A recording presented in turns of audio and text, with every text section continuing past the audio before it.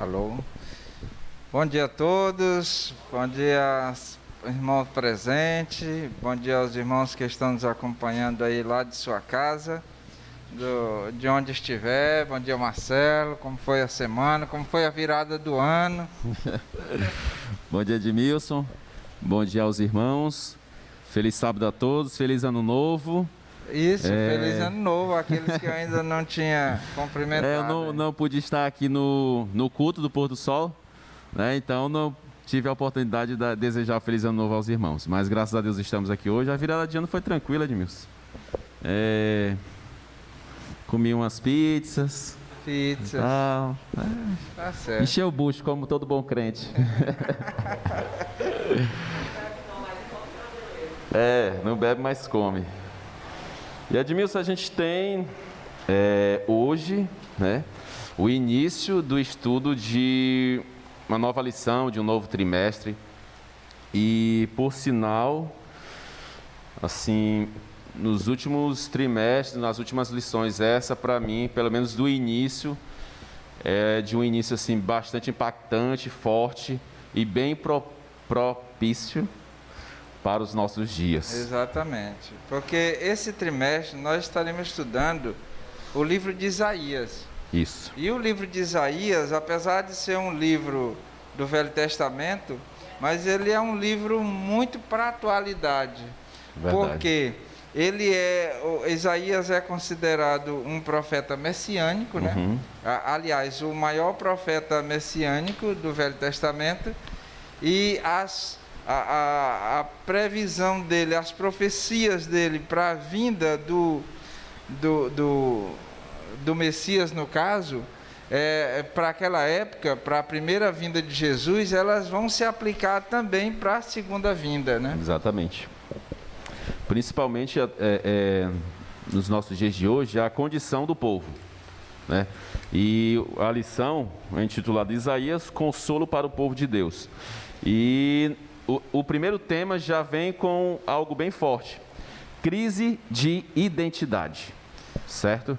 Mas antes da gente se ater mais ao estudo, nós vamos fazer uma breve oração, amém? Exatamente. Oremos. Santo e eterno Deus, bondoso Pai, nós te rogamos, Senhor, a presença do Espírito Santo, para que nós, ó Deus, possamos entender, compreender, ó Pai, e também aceitar a Tua palavra nesta manhã, através deste estudo. É o que te pedimos e agradecemos, em nome de Jesus. Amém. Amém. Olha, eu já vi alguns livros e também, principalmente em filmes, retratado algumas pessoas com crise de identidade, né? Às vezes não sabe quem ele é realmente. Tem pessoas que têm dupla personalidade, tem pessoas que têm múltiplas personalidades, né? E eu pergunto a você que está aí, você que está aqui, você tem crise de identidade? Você sabe realmente quem você é? Às vezes a gente pode dizer assim, Marcelo, não, eu não tenho disso. Eu não tenho disso. Já vai dizendo logo o número da identidade, né? Eu sei que eu sou o homem das ameixas, né? Pronto. E só que, muitas vezes, mas e na vida espiritual? Você realmente sabe quem você é, para onde você vai, para onde você quer ir? Quem é seus companheiros de viagem? Então, às vezes, a pessoa, na vida espiritual, tem muita gente que passa por essa crise de identidade. E o povo de Israel, ele estava passando por um problema muito sério com relação a isso aí. Eles não estavam se identificando realmente quem eles eram, né, na história do povo de Deus. No contexto geral, sobre essa questão da identidade, a gente tem que partir logo do princípio ali estabelecido em Gênesis, quando Deus diz: façamos o homem à nossa imagem e semelhança. Eis o primeiro ponto a ser analisado em relação à nossa identidade, que nós somos o quê? A imagem e semelhança de Deus, né? E ao longo de toda a Bíblia, essa identidade ela vai sempre sendo evidenciada. E nesse contexto aqui também de Isaías, Deus deixa bem claro para o povo dele que aquele povo é o povo de Deus, assim como lá no Novo Testamento já vem falando: vós sois o quê? Nação santa, povo de propriedade exclusiva de Deus. Então, assim, esses pontos, mesmo que no início da Bíblia, já mais ali para o meio em Isaías e também já lá no Novo Testamento, deixa claro para a gente qual a nossa verdadeira identidade. O problema é que, a maioria das vezes, muitos de nós temos esse problema de crise de identidade e às vezes começamos a cair na questão da falsidade ideológica, né? ou uma falsa identidade, né? de ter duas identidades. O Felipe, que é da área do direito, aí conhece. Então, assim, nós temos que ter essa grande certeza de quem nós somos, qual a nossa verdadeira identidade. Eric?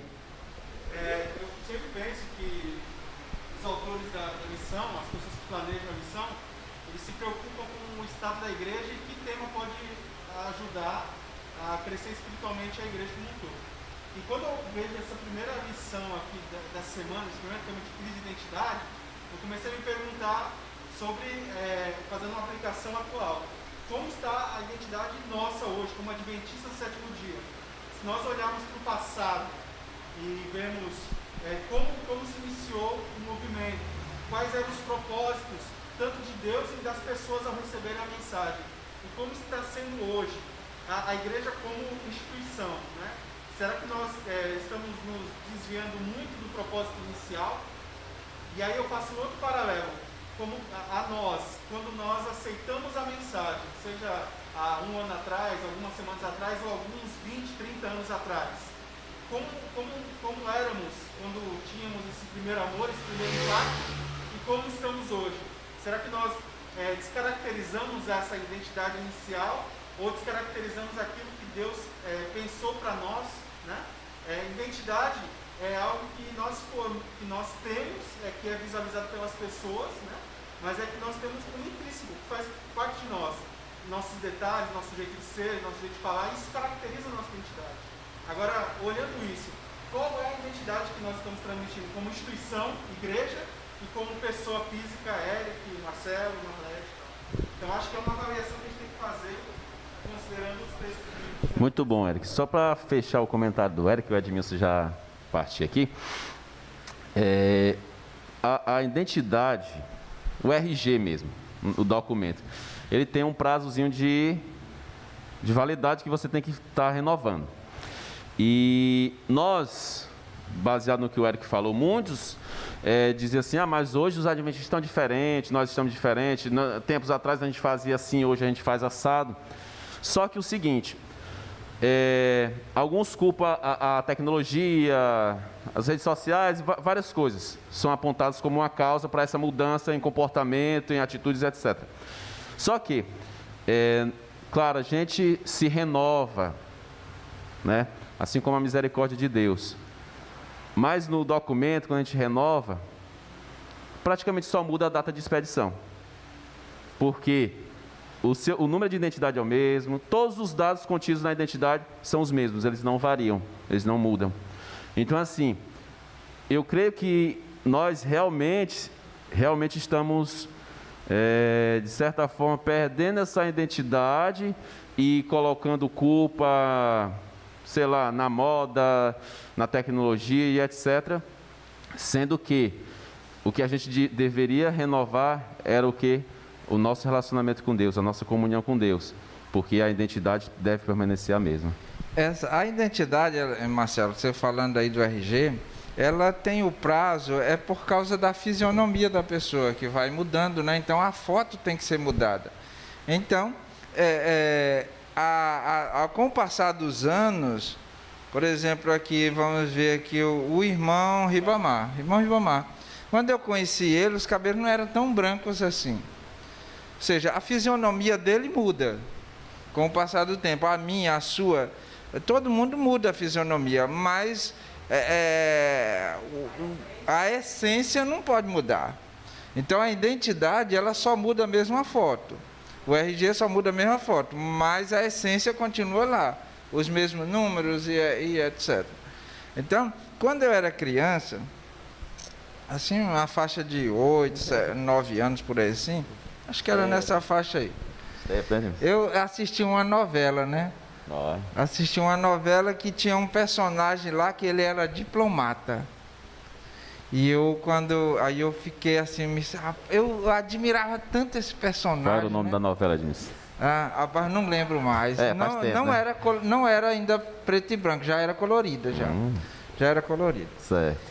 E eu só sei que me parece que era Dancing Days, eu não lembro da novela. Quem lembra aí daqueles tempos aí?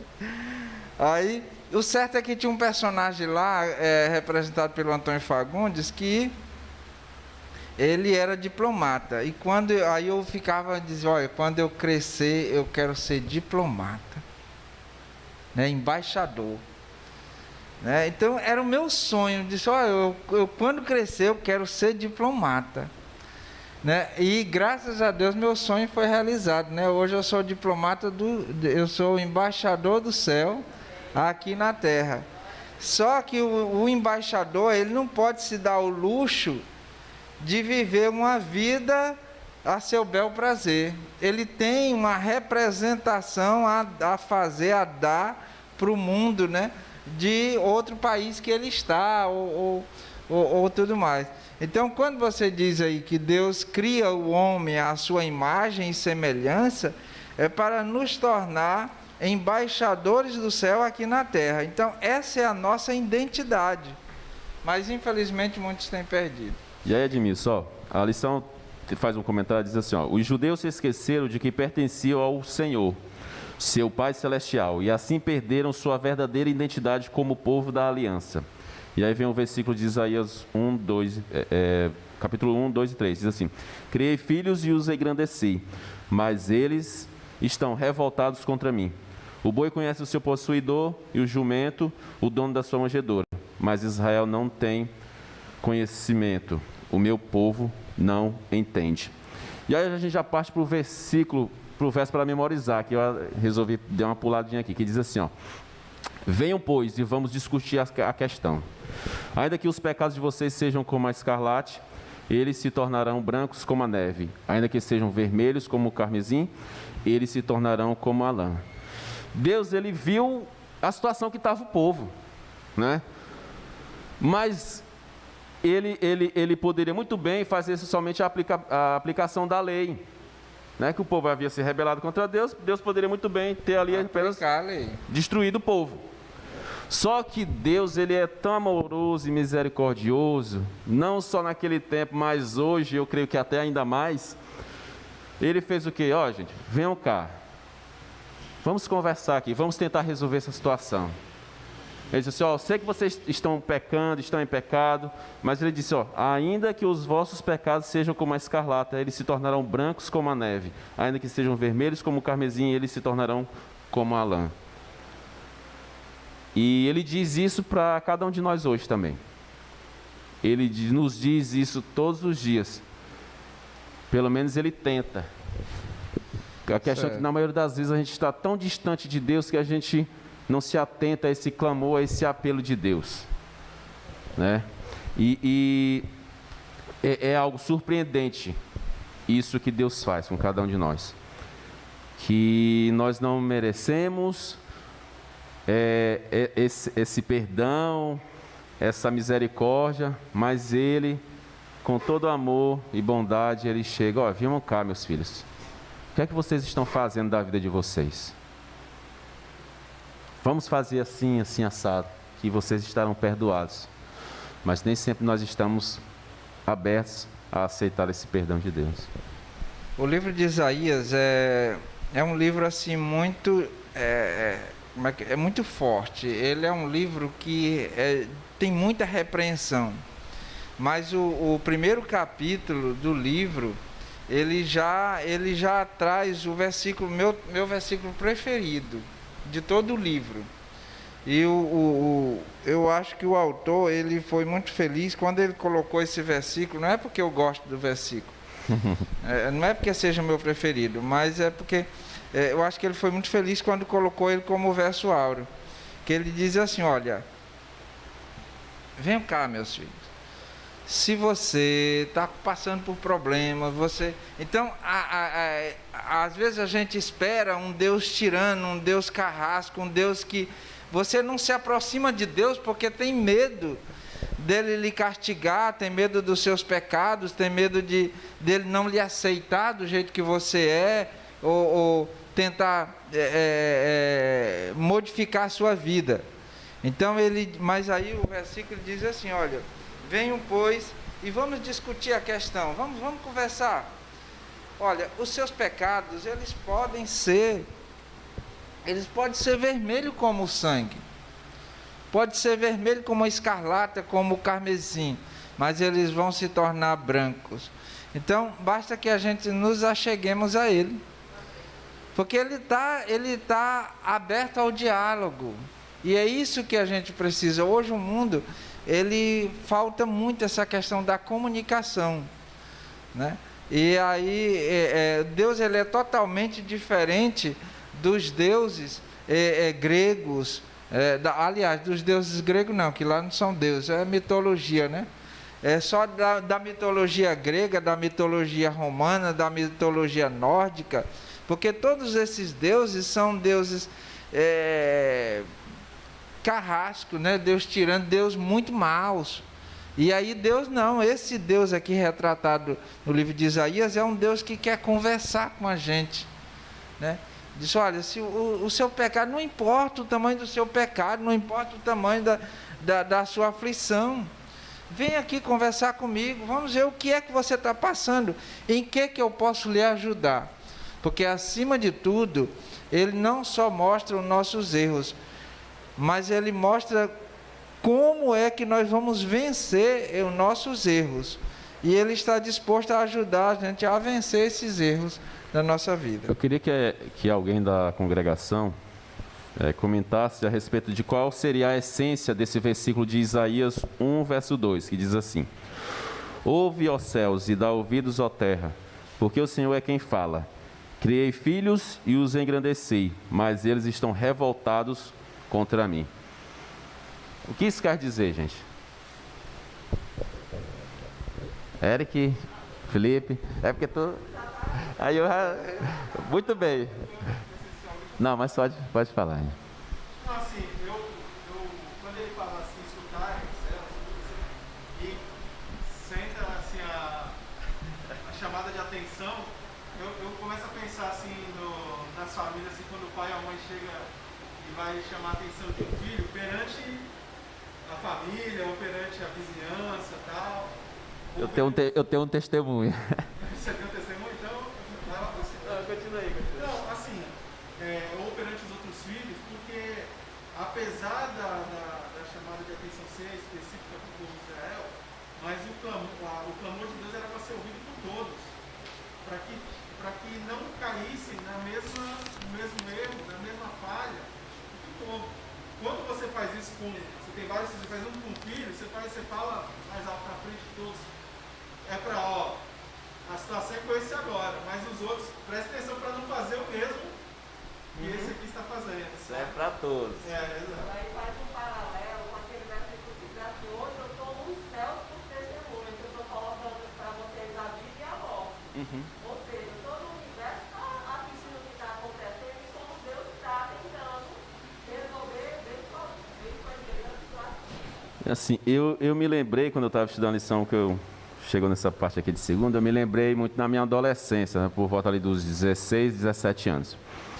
Eu gostava muito de ficar lá na esquina, perto de casa, com os meus irmãos e os meus amigos, né? E isso não era um horário normal, né? Todo mundo fazia suas coisas, estudava, trabalhava, alguns ainda, no meu caso também, o meu irmão. E aí, quando dava de 9 horas da noite, a gente ia para a esquina. Ficava lá, às vezes, até 10, 11, 12 horas da noite. Aí a mãe chegava no portão e dizia: Marcos e Marcelo, para dentro. E aí ela começava a falar algumas coisas e a gente, como na maioria dos adolescentes, dos mais jovens, dizia assim: a senhora sabe de nada? Meu Deus do céu, quando eu penso, eu lembro disso. E assim, o povo de Judá aqui naquela época, Deus repreendia e era mais ou menos assim: ó, Senhor, eu já estou grande, já estou com um gogó grosso, Então eu sou dono do meu nariz e faço o que quiser. Ali, afinal de contas, eu tenho o livre-arbítrio. E aí hoje é muito do que nós fazemos, independente da idade. Às vezes a gente chega aqui, ó, Senhor, até aqui o Senhor me ajudou, mas daqui em diante eu vou seguir minha vida só. Vou fazer o que eu quero, o que eu bem entendo, o que me dá prazer, então o Senhor fica aí. Talvez a maioria faça com um pensamento assim, não, eu vou ali aproveitar, curtir, vou trabalhar, ganhar dinheiro e etc. E depois eu volto. E se isso nunca acontecer? E essa volta não acontecer? Então, por isso que Deus ele faz esse clamor, esse apelo de um pai, né? E às vezes eu com a Yasmin, minha filha, de 8 anos, ela às vezes quer desobedecer ali, Yasmin, eu chego assim, como é que eu vou ser seu pai? Como é que eu vou poder ser seu pai se a gente não tem essa relação onde você me desobedece? Eu não tenho condições de ser seu pai se você não me obedecer, né? Porque essa relação de pai e filho, principalmente ela criança ainda, tem que haver isso, né? A obediência, a conversa e tudo mais. Então, se ela quiser viver apartada, eu vou ser pai dela só no papel, não vou ser o pai de fato de direito, né? Em espírito e em verdade, não vai ter como ser, né? Então eu sempre converso com ela em relação a isso, que a gente tem que ter essa relação de pai e filho, e assim somos nós com Deus também. Deus nos dá, mas Ele também requer de nós, né? Marcelo, agora nós vamos ver aqui Isaías capítulo 1, do 10 ao 17. O povo, você estava falando aí que as pessoas queriam, Senhor, tudo bem, o Senhor nos tirou da terra do Egito, o Senhor nos trouxe para cá, mas agora nós já somos nós já somos independentes aqui já. Então cada um já queria seguir os seus caminhos. E aí eles começam a fazer um ritualismo pobre. Como era aqui considerado, o que é para você, Felipe, um ritualismo pobre? Aquele que é destituído da veracidade de coração e tem apenas símbolos externos. Certo, ele está dizendo aí, que quem não deu para ouvir, que é aquele que não tem a veracidade, né? Aquele que é tudo externo. Ou seja, nós não vamos comentar aqui o que eles faziam lá, né? Que era sacrifícios e participar de todas as cerimônias e etc. Mas vamos falar aqui da igreja. Vamos falar de você que está aí na sua casa. O seu ritualismo é pobre ou é de verdade? Porque às vezes a gente está acostumado a dizer, não, eu vou para a igreja, eu vou para a igreja, eu devolvo meu dízimo, mas não essa não é a essência que Deus quer de você. Aí ele chama a atenção do povo, porque o povo estava praticando essas coisas assim e achava que aquilo dali era tudo. Passava uma pessoa ali, uma viúva, um órfão, uma pessoa precisando, não, eu já faço o meu dever, eu já sou uma pessoa que guarda o sábado, eu já sou uma pessoa que faço sacrifício, Então, ele não se preocupava com a essência. Aí, quando Deus disse assim, olha, eu não quero saber mais dos sacrifícios de vocês. Veja que isso foi aproximadamente 800 anos antes de Cristo. Aproximadamente 700, 800 anos antes de Cristo. E o sacrifício só foi abolido na cruz do Calvário. Mas, no entanto, Isaías já estava dizendo, olha, eu não quero mais saber dos sacrifícios de vocês. Mas por que ele não queria mais saber dos sacrifícios de deles? Por que às vezes Deus não se importa mais com você vir à igreja, com você devolver o dízimo, com você fazer esse tipo de ação exterior? Por que às vezes ele não se importa mais? Só antes do Eric, o povo, quanto mais aumentava os seus pecados, mais sacrifício eles faziam naquela época, como se uma coisa pudesse anular a outra. Só que estava aumentando a quantidade de sacrifícios tolos e de arrependimento era zero. O povo não se arrependia, era igual tu falar, eu vou devolver meu dízimo, vou cantar, vou pregar, vou fazer isso e aquilo e tal, mas dos seus pecados não arrependiam, então era uma coisa nula, sem valor nenhum. E aí, as mesmas mãos, a lição fala que as mesmas mãos que eram levantadas aos céus para adorar a Deus, era a mesma que sacrificavam, era a mesma que estavam cheias de sangue, do órfão, da viúva, das pessoas que passavam necessidade, das pessoas que precisavam ser ajudadas.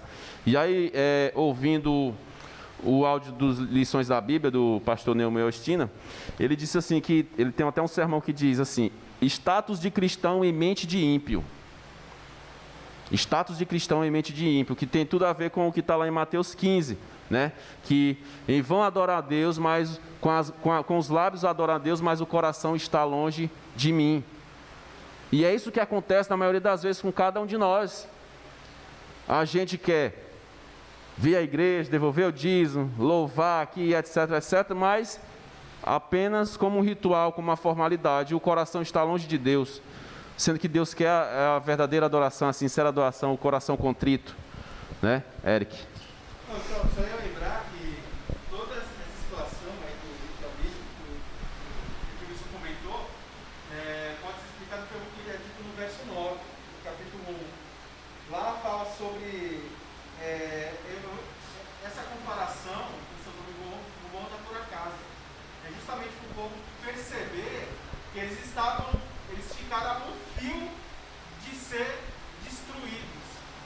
Lembra da conversa dos anjos com Abraão? Falando, olha, quando se tivesse tantas pessoas ali fiéis, tal, ele foi diminuindo o número, e a mim Deus não sendo sua misericórdia. Tal. E aqui o verso 9 diz que se o Senhor não nos tivesse deixado alguns sobreviventes, já nos teria nos tornado como Sodoma e semelhantes a Gomorra, ou seja, destruídos. Então, os poucos sobreviventes, os poucos remanescentes, ainda salvavam o povo de ser destruído, para você ver a degradação que o povo de Israel estava. Os pecados eram semelhantes aos de Sodoma e Gomorra, né? Em termos Ele usou essa expressão Sodoma e Gomorra, porque naquela época Sodoma e Gomorra tinha sido o auge do pecado, exemplo, né? O exemplo de que o pecado não tinha sido mais suportado por Deus e teria sido destruído. Hoje, chamar a igreja de Babilônia, se alguém chegar e dizer, a sua igreja é Babilônia, o pessoal se espanta. Mas era a mesma coisa daquela época de chamar a Israel de Sodoma e Gomorra. Então, se hoje a igreja for chamada de Babilônia, não se espante, porque muitas pessoas estão agindo semelhantes a ela.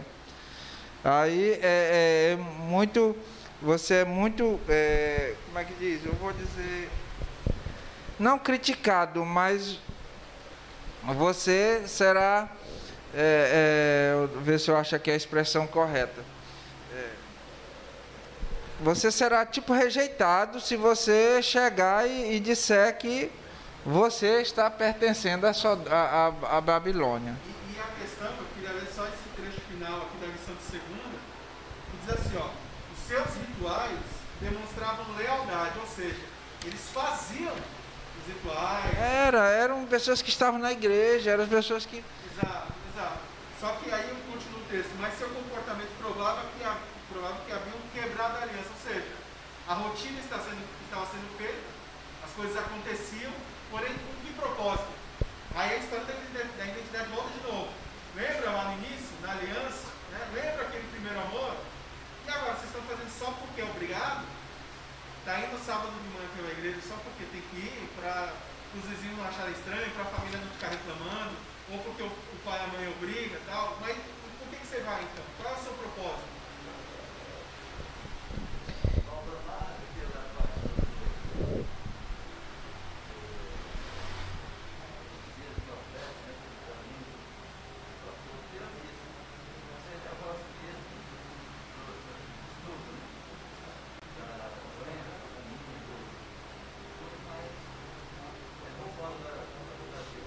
Exatamente, né? É tão tal que Vai ele terminar chama... roubando, né, a Deus. Deus chama nos versículos 16 e 17 do capítulo 1, Deus chama o povo para fazer esse conserto. Ele diz assim, ó: lavai-vos, purificai-vos, tirai a maldade de vossos atos de diante dos meus olhos, cessai de fazer o mal, aprendei a fazer o bem, atendei à justiça, repreendei ao opressor, defendei o direito do órfão, pleiteai a causa das viúvas. Né, irmão? É justamente isso que o Senhor está falando. Deus, ele chama, ó, gente, parem de fazer essas coisas erradas que vocês estão fazendo aí, façam isso aqui, né? Porque não era querer de Deus destruir o povo. Exato. Quando você vê dois outros profetas que eram contemporâneos de Isaías, no caso Oséias, e principalmente Neemias, quando você vê o livro de Neemias, você vê as injustiças sociais que aconteciam dentro do povo. Quer dizer, aqueles que tinham algum tipo de poder abusavam das pessoas que não tinham posse ou não tinham nenhum tipo de poder. Então, os pecados eram diversos, múltiplos, a ponto, como nós falamos, de ser comparado com... O que eles precisavam entender e o que nós precisamos entender hoje é que Deus nos chamou não para praticarmos esse ritualismo aqui, mas o que Deus nos chamou para cuidar um dos outros. É a Úrsula cuidando aqui do Diógenes, Diógenes cuidando da Luciana, Luciana cuidando da Márcia, ali, a esposa do Valdo, o Valdo cuidando do Eric. Era nós cuidarmos um dos outros. Foi para isso que Deus chamou o povo de Israel e chamou a igreja hoje. Só que o povo de Israel, eles esqueceram isso daí, que é a crise de identidade que nós estamos vendo aqui da lição, e estavam se apegando só ao ritualismo. Não, eu já estou indo mesmo para a igreja, o importante é que os irmãos me vejam na igreja, que Deus está recebendo meus dízimos lá, Deus está sabendo que eu sou fiel, quando na realidade o auxílio ao necessitado, que era o que Deus queria mais, a essência, não estava sendo praticado. Marcelo, se você me permitir... Permita, você que manda. A parte de terça-feira já foi comentado, que é a parte do versículo, né? Sim, do perdão. E eu queria passar para quarta-feira, né? À vontade. Já. Comer ou ser devorado. Quando o povo de Israel ele estava para sair do Egito, ele disse: olha, vocês vão para uma terra que emana leite e mel. Eita, rapaz, é uma terra que emana leite e mel. É claro que é no sentido figurado, né? Porque não ia brotar mel e leite das rochas e do chão. Mas era uma terra muito produtiva, uma terra que tinha muita fartura. Leite e mel, na época, era símbolo de fartura. Então, vocês vão estar e vocês vão usufruir dos frutos dessa terra. Só que vai ser mediante a obediência a mim. Só duas coisas. A obediência, vocês vão poder usufruir disso aí. Mas se vocês não obedecerem, vocês serão devorados. Ação e consequência, né, Edmilson? Exato. E Deus, ele sempre coloca diante de nós, como a Marlete mencionou lá em Deuteronômio 30, ele coloca sempre a vida e a morte, a bênção e a maldição. Mas ele, como bom pai que quer o melhor para os seus filhos, ele diz assim ainda, ó: escolhe, pois, a vida, para que vá bem tu e tua casa. Então assim, ele falou, ó, se o povo escolhesse a obediência a Deus, comeria o melhor da terra. Se não, infelizmente, ele teria que aplicar a sua justiça, a aplicação da lei, que seria a questão da... Sim, Eric. E esse termo que Deus usa com o povo, ele é bonito para todo, ainda voltando para aquela história de todo o universo bíblico, porque Deus está dando a opção de escolha para o povo. Deus está falando, ó, você tem caminhos aí para seguir. Se você escolher esse caminho, estará aí os benefícios, que você estará ao meu lado. Mas você não é obrigado. Então, eles não eram obrigados. Tanto que falharam e foram levados cativos mais à frente. Então, assim, isso é para o universo todo, e mais uma prova, assim, também para Satanás, do que ele queria combater, de que Deus era um Deus tirano, que obrigava as pessoas a lhe adorar, e fazia com que as pessoas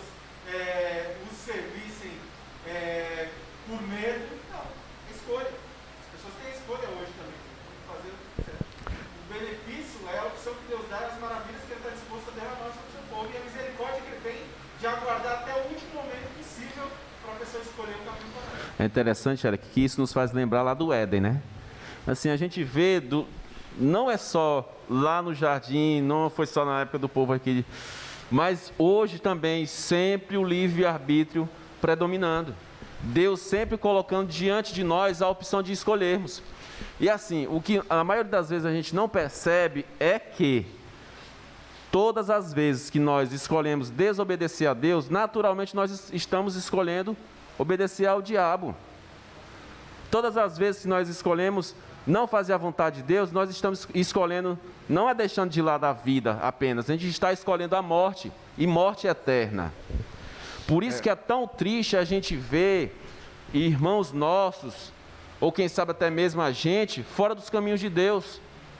Porque a gente sabe que foi feita ali uma escolha, e foi uma escolha de morte, uma escolha eterna, né? Só que a gente, na maioria das vezes, a gente brinca muito com isso. E é interessante, meus queridos, que a Bíblia diz assim, ó, vigiai e orai. Quem está em pé, veja que não caia. Porque eu já vi várias pessoas, conheço amigos, pessoas próximas, ou que eram próximas, que diziam assim, Deus me livre de fazer isso. Misericórdia, Senhor, eu jamais faria isso. E hoje estão fazendo justamente o que estavam condenando. Certo? Então, assim, a gente vê que não é uma escolha que é feita quando nós estamos aqui na nossa, digamos, com a plenitude espiritual. Não é. São escolhas que a gente faz diariamente, todas as vezes que a gente deixa de ler a Bíblia, todas as vezes que a gente deixa de orar, todas as vezes que a gente deixa de congregar, a gente naturalmente está escolhendo o caminho da morte. E hoje a gente pode pensar assim, eu não faria isso, mas amanhã pode ser um de nós. Infelizmente pode ser um de nós. Essa é a grande verdade. E o povo ali naquela época não foi de um dia para a noite que eles escolheram assim, hoje nós vamos nos rebelar contra Deus. Não, essa rebelião, essa rebeldia, ela vai acontecendo aos poucos, de forma gradativa, até chegar a um ponto de que você está cometendo o pecado contra o Espírito Santo. E seja o que Deus quiser, não, o que o diabo quiser. Porque é isso que ele quer na sua vida, a sua morte, a sua perdição eterna. A minha também. Olha, ainda eu não vou fechar ainda a parte de quarta-feira, mas eu vou interligar quarta e quinta, já vou para a quinta e depois fechar aqui com quarta. Fala sobre essa questão aí um cântico, um sinistro cântico de amor. Isaías capítulo 5, tem um cântico aí interessante, né? Deus pega, ele prepara um terreno, e ele seleciona umas uvas, aliás, eles pegam as uvas selecionadas, umas videiras bem selecionadas e planta, aí ele cerca aquela plantação, cerca a plantação, ele coloca uma torre no meio, que é de vigília, e aí rega, manda chuva e aquela coisa toda. E quando as uvas vão nascendo, esperava-se que desse as melhores uvas, porque ele proporcionou o que havia de melhor para que, diz que ele tirou todas as pedras, limpou o terreno, deixou o terreno mesmo bem adubado, cercou e tudo mais. Aí na hora que vai produzir, que ele vai colher, chega lá, tinha uvas bravas, né? Azedas. O termo uvas bravas era para uvas que não prestavam. Uvas que não prestavam. Então, o próprio Jesus também retratou isso aí na conversa lá. Ele disse, olha, um homem edificou fez uma vinha, edificou uma torre e botou trabalhadores e tudo mais. Só que os trabalhadores, a diferença da parábola de Isaías com a mensagem de Jesus é que os trabalhadores queriam o fruto para si mesmo, não devolveram o fruto para o dono. E de uma forma ou de outra o dono não usufrui do fruto, porque na primeira de Isaías as uvas eram azedas que ninguém poderia comer, e na outra o pessoal surrupiava, né?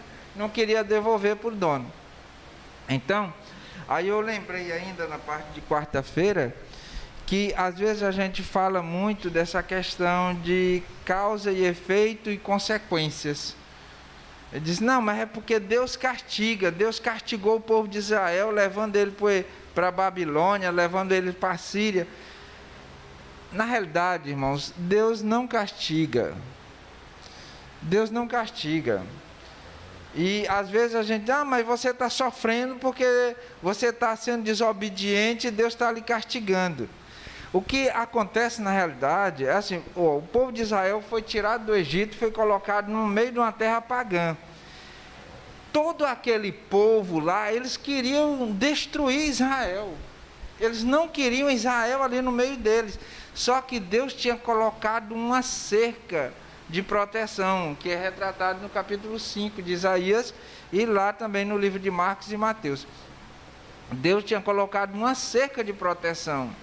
Só que o povo disse assim, nós não queremos cerca. Quando nós desobedecemos a Deus, você está dizendo, Senhor, eu não quero tua proteção, eu não quero depender de ti, eu quero viver pelas minhas forças. E aí Deus diz assim, bem, você não quer minha proteção, então eu tiro minha proteção. Quando Deus tira a proteção de Israel, aí as nações fecharam em cima. Quando o povo está lá no deserto, que o povo desobedece e vem serpentes, aí a pessoa diz, não, Deus mandou aquele monte de serpente para picar o povo de Israel. O problema é que às vezes a pessoa esquece do inimigo de Deus. O deserto, para quem conhece, eu conheço só através de documentários, né? Mas o deserto é povoado por animais, por insetos e animais peçonhentos, né? Então, o povo estava no deserto. Quando eles desobedeceram, aí Deus retira a proteção e o diabo envia um monte de serpentes.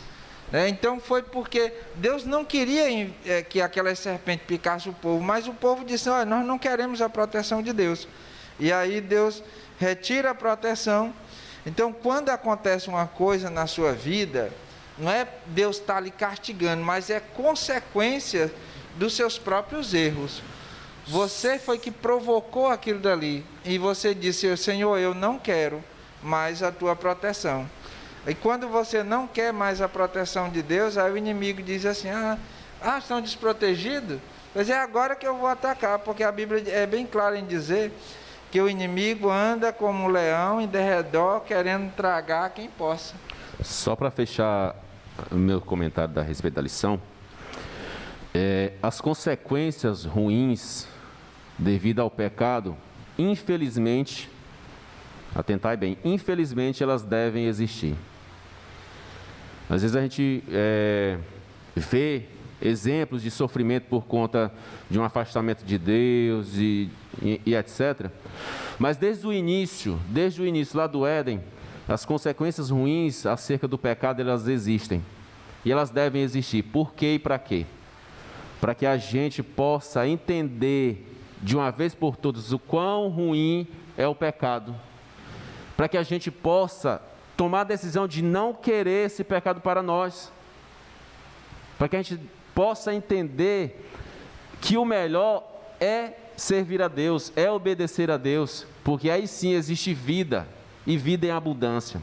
E aqui a lição diz assim, quando pecamos, Deus não nos afasta de si, removendo sua proteção e nos destruindo. Ele pacientemente nos dá uma oportunidade de receber perdão. O Senhor não elimina ninguém que atenda ao seu convite, mas apela enquanto há esperança de resposta. O Senhor não aceita imediatamente o não como resposta, porque Ele sabe que somos ignorantes e enganados pelo pecado. Mas, se não lhe correspondermos, Ele reconhecerá nossa escolha e nos deixará no caminho em que escolhermos estar. Olha só. Tanto na primeira parábola como nas palavras de Jesus, ele retirou aquela cerca que os protegia, mas por escolhas deles. Então,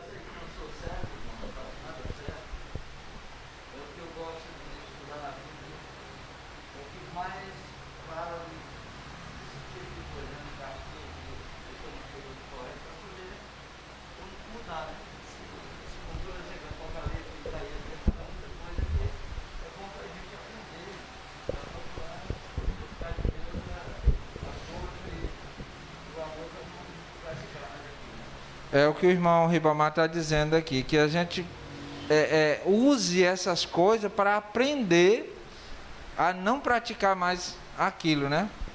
Então, que Deus possa nos abençoar e que nós possamos saber realmente quem nós somos aqui na Terra.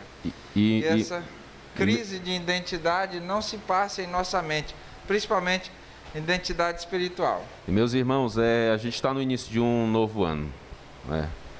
E eu refleti um pouco a respeito desse versículo de Deuteronômio, que eu gosto muito dele, né? E nós temos a oportunidade durante todo esse ano, a começar desde ontem, o dia 1º, de escolhermos a vida ou a morte, a bênção ou a maldição. Estarmos do lado de Deus ou do lado do inimigo, não há meio termo. Mas que nós possamos escolher a vida, que a gente possa escolher a Deus, mesmo falhos e fracos como somos, mas que a gente possa reconhecer em Deus como o único Senhor, Salvador, e a única esperança nossa em meio a um mundo de caos e de tristeza, de pecado e de morte. Glória a Deus. Amém. Querido Deus e querido Pai, obrigado por tuas bênçãos e teu cuidado. Ajuda-nos, Senhor Deus, a reconhecer quem somos aqui na terra. Que essa questão essa crise de identidade não se passe em nossa mente, mas que nós possamos, Senhor Deus, ter consciência de que somos embaixadores do céu aqui na terra, a te representar, Senhor Deus, a refletir a tua luz. Abençoe a cada ouvinte aqui dessa mensagem, seja agora ou seja na hora que eles puderem, através da rede social, mas que tu possas trabalhar em seu coração para que possamos a cada dia, Senhor Deus, melhorar no nosso relacionamento contigo e com o próximo. Amém. Fica, pois, conosco, em teu nome te pedimos. Amém.